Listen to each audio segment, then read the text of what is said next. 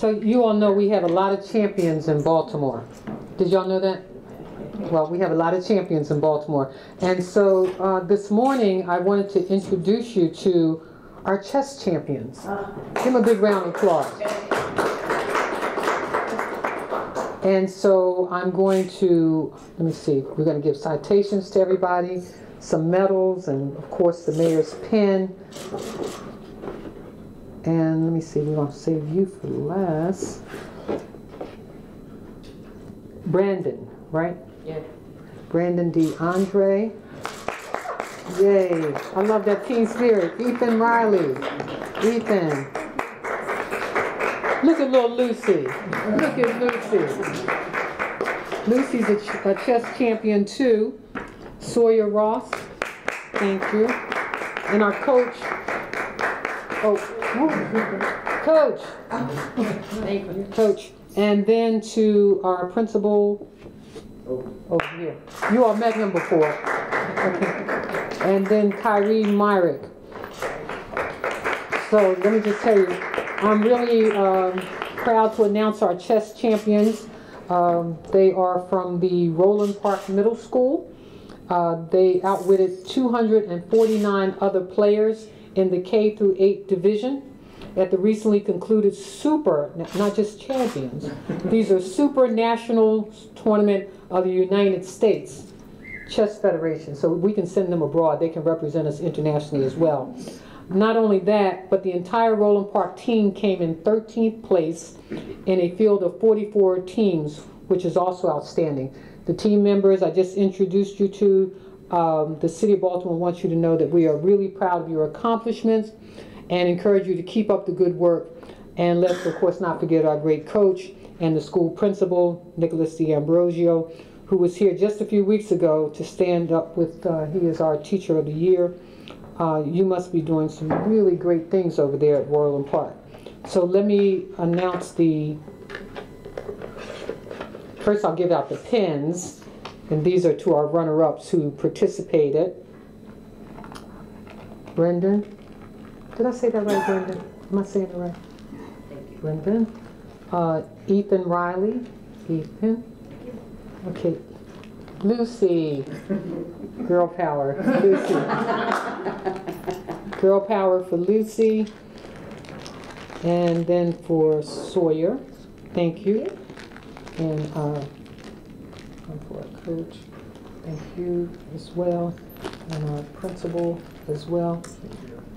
But the big medal goes to our champion, who defeated 249 other folks.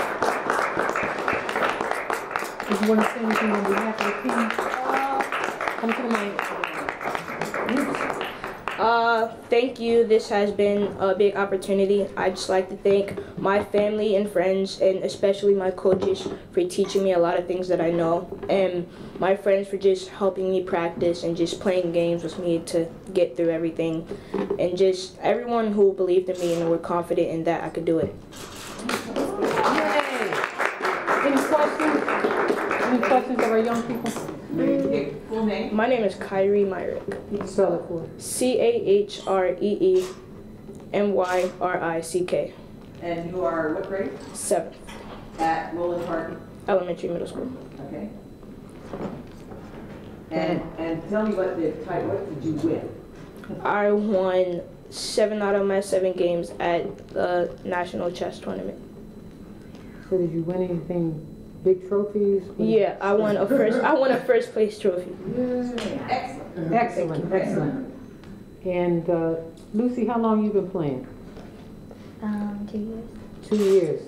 And Lucy is in the 4th grade. Sawyer, with Sawyer. Sawyer's also in the 4th grade. And Ethan and Brendan are both in the 7th grade as well. So y'all are real. How long you been playing? 5 years. 5 years? 3. 3 years? 7 years. 7 years. Wow, wait a minute. 7 years. Wait a minute. Okay. I learned how to play when I was 3, then I started playing tournaments last year. 3 years old when she first started. And so how? I was 3. I started tournaments when I was 5. Wow. So, Mr. Champion, how old were you when you first started? Around 5. So you've been at it for about 2 years? About 7. Oh, that's right, 7th grade. All right. I'm usually pretty good at math. All right. So congratulations. Big round of applause for all of you. Thank you. Wear your medals well. Okay. Thank you. Thank you, Mr. Principal. Thank you. Thank you again. Thank you. Thank you, Lucy. Bye-bye. Thank you. Thank you so much. Thank you. Thank you. All righty. Bye. All righty. Thank you all. Those are some beautiful children. Aren't they great? So we also have a wrestling champion that we hope to get here soon as he gets back into Baltimore to celebrate his championship as well. Okay, open for questions. Mayor, I wanted to ask about the homicide rate. So as of last night, it was 82% from 2014 at 144. What do you think about where we are and what we need to do?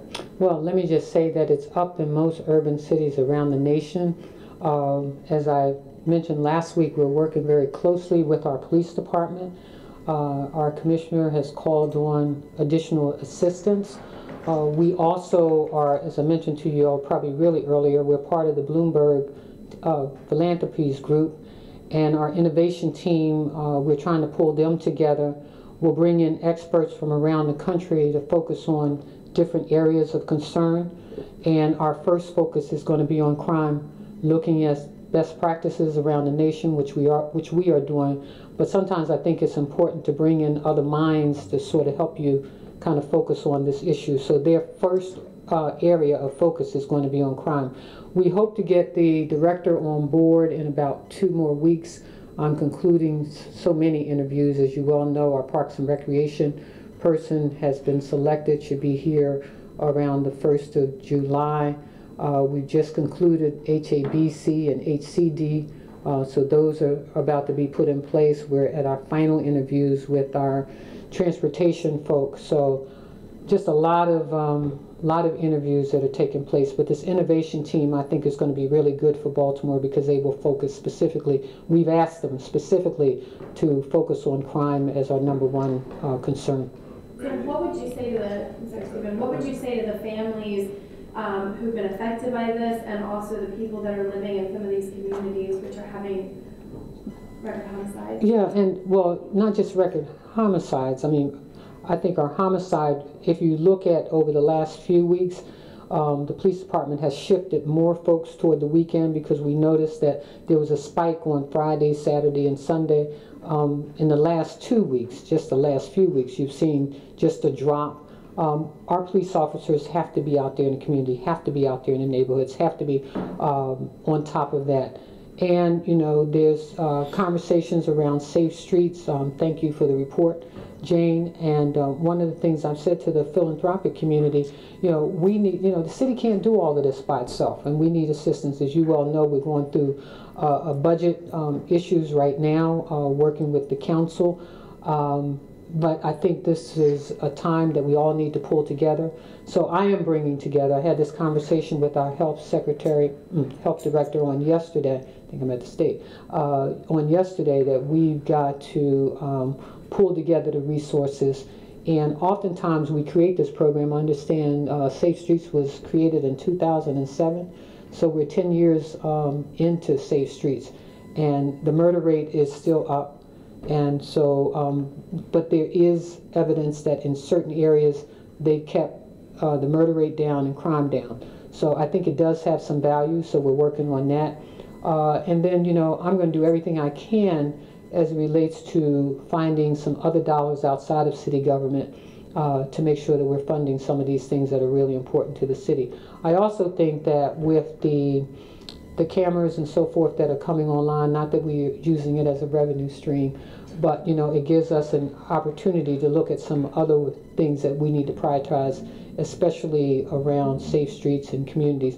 You will also notice probably within the next month or so more lights going up around the city. It is really important.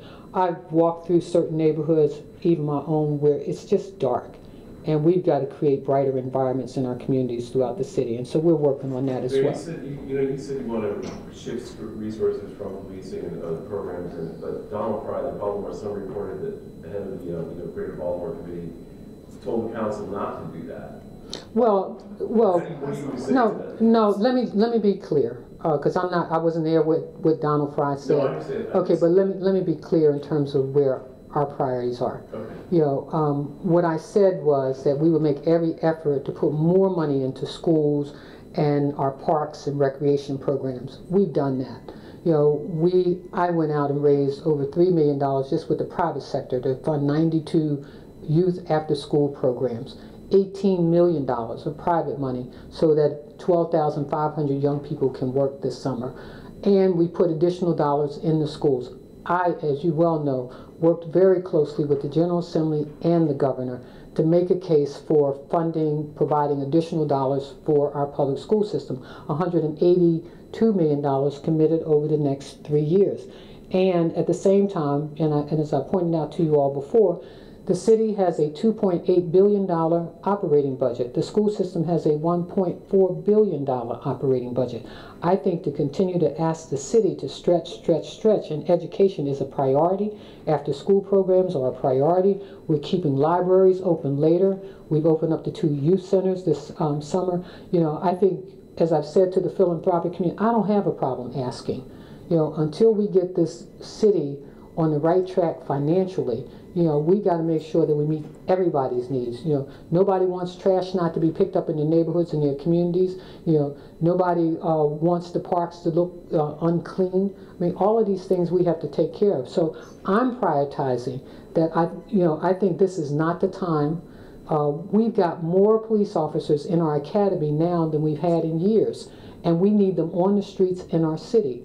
And so we just put 38 new officers on the street as a result of this last graduating class, and we got another 40-something that I intend to get on the streets of our city.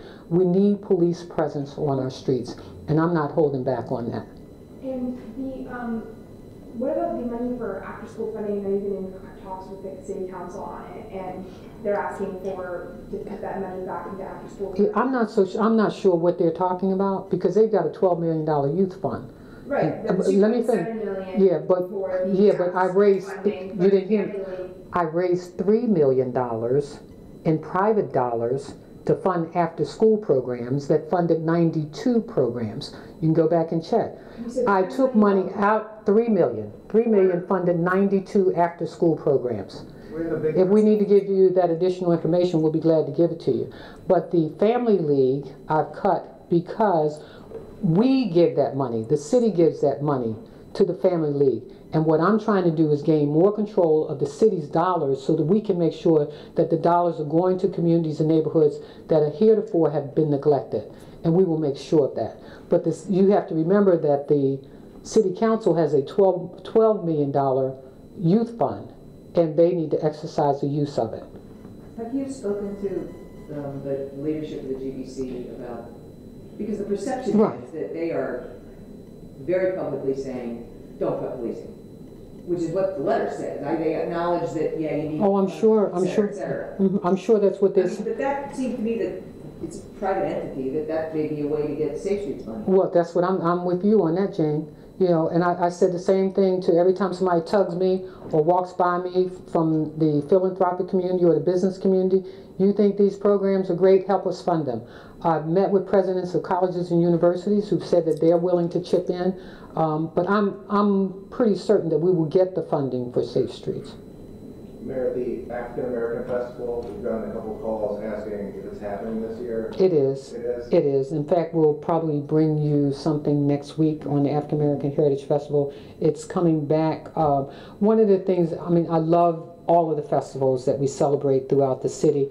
The city put an awful lot of money into the African American Heritage Festival, and the city can't afford to do that, and B, a 2-day event just got to be too expensive for the city.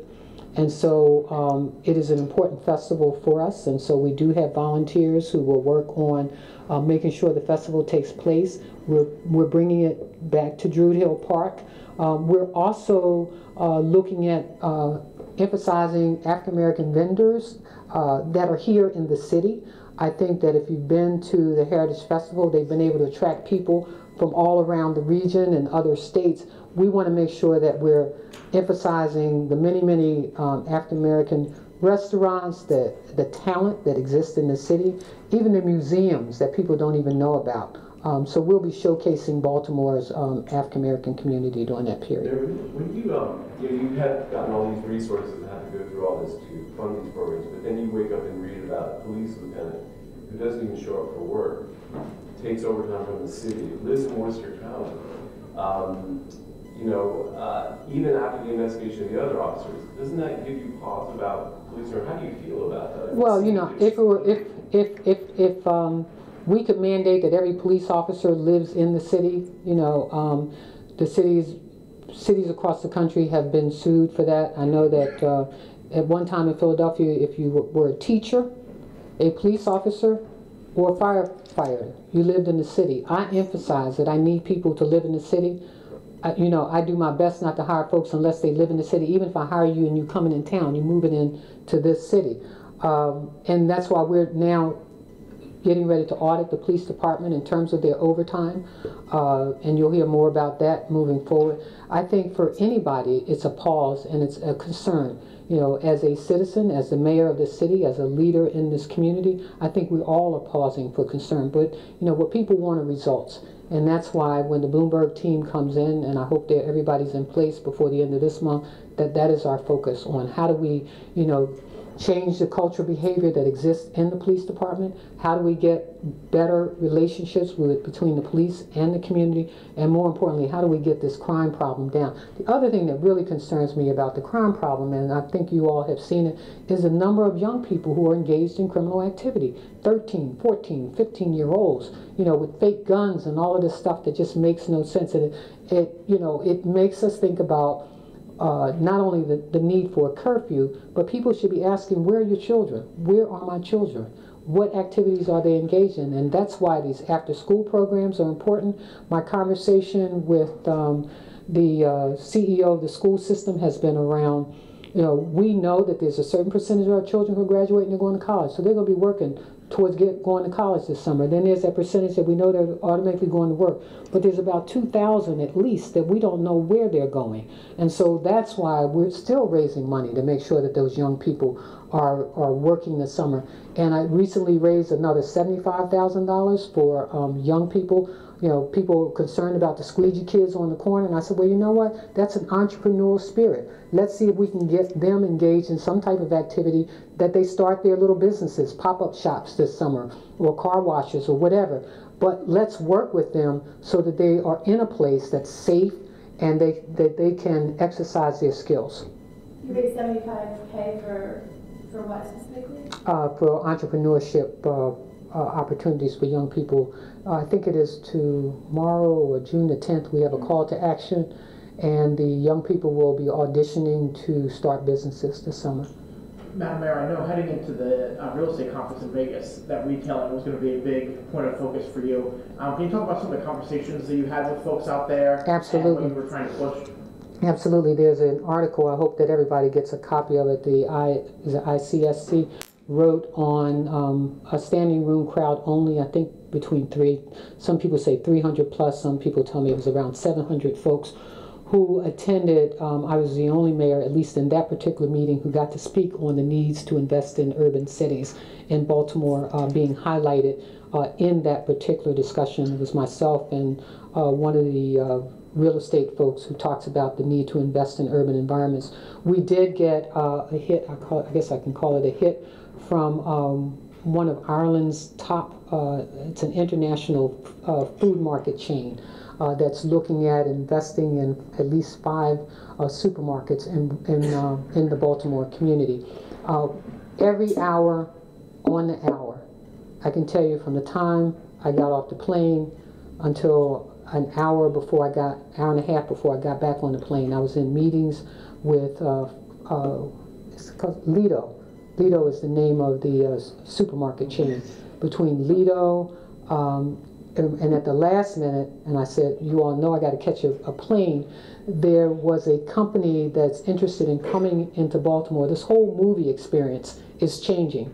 And I don't know if you all have had the opportunity to go to the 41st Street movie bistro. It is outpacing most of them in the country. It is doing really well. So now other movie companies are looking at us. There's another type of movie theater place where you come in and you engage in all kinds of activities. So they're looking at trying to come to Baltimore.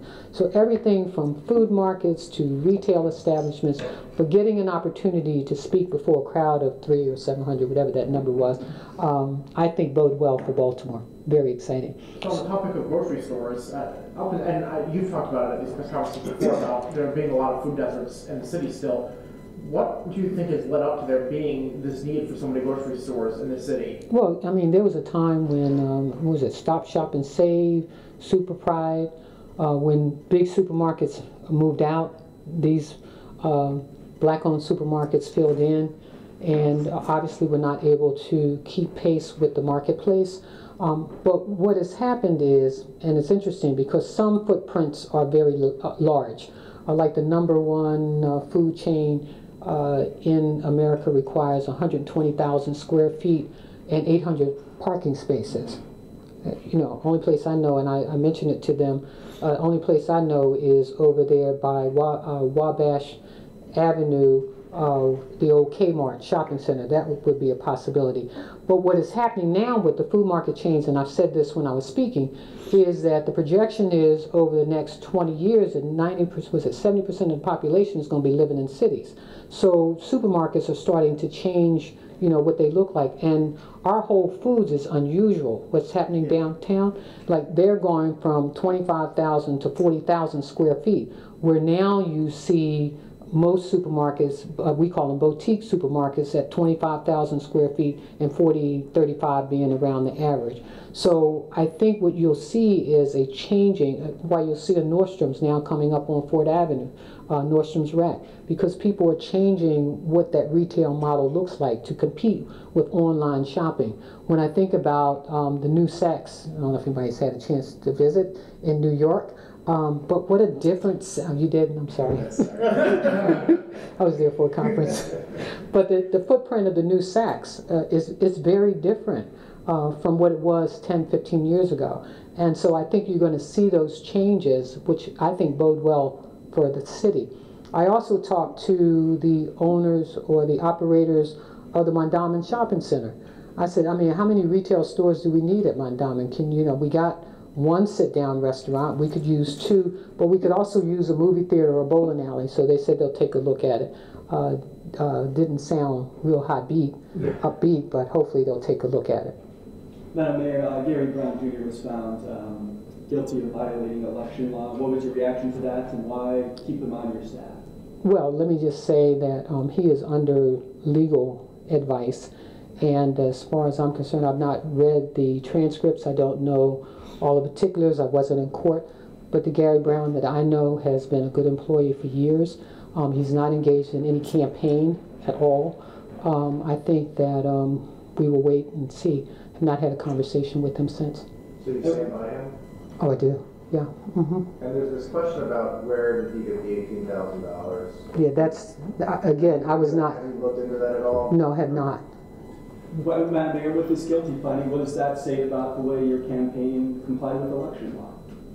Well, as far as I know, that the campaign complied with election laws. I'm sure that, there are many questions that as it relates to the campaign. But, that's a personnel matter as it relates to Gary Brown, and so we'll take a look at it. Next question.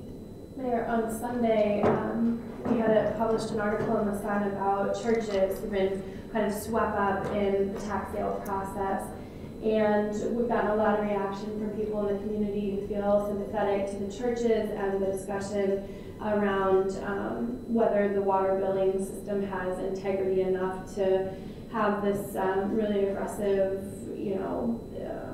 method for taking people's property. What problems do you see associated with water billing and the tax sale process? Well, I can tell you we've gotten enough complaints around the tax sale and then a lack of understanding of the entire tax sale process. It usually takes about 2 years before property actually ends up in a tax sale. The problem is the cost of restoration, you know, at 18%, which I know is something that the council is looking at as well.